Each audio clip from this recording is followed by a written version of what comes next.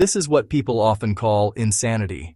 Doing the same things repeatedly while expecting a different outcome, not because we lack intelligence, but because the conditioned mind is loyal to what it knows, not to what is healthy. If you grew up in an unpredictable environment, chaos feels normal and calm feels suspicious. If you grew up with emotional neglect, distance feels safe and intimacy feels overwhelming.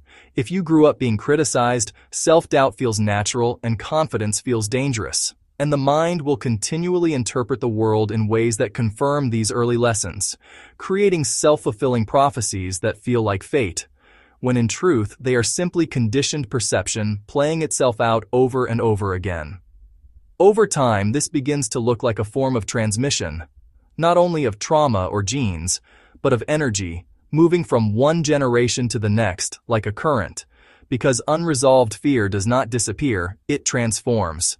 And what one generation could not process emotionally becomes the anxiety, anger, or numbness of the next, which is why family patterns repeat even when people consciously promise themselves they will be different, because intention alone cannot undo conditioning that lives in the body, in reflexes, in emotional memory, and in the unconscious mind. When we begin to see this clearly, it becomes easier to understand why no two people can ever fully agree on what reality is, because each of us is looking through a different lens, shaped by different histories, cultures, nervous systems, and survival strategies, and yet we forget this and instead believe we are defending objective truth itself.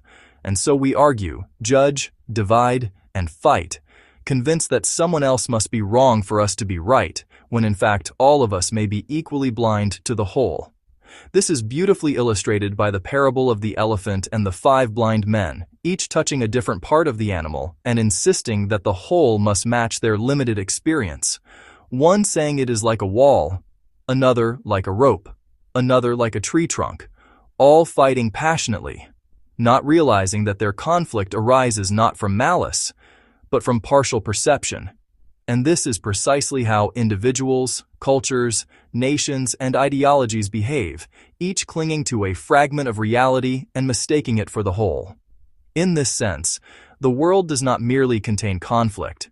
It is structured by it, not because humans are inherently evil, but because conditioned minds cannot see beyond their own lenses.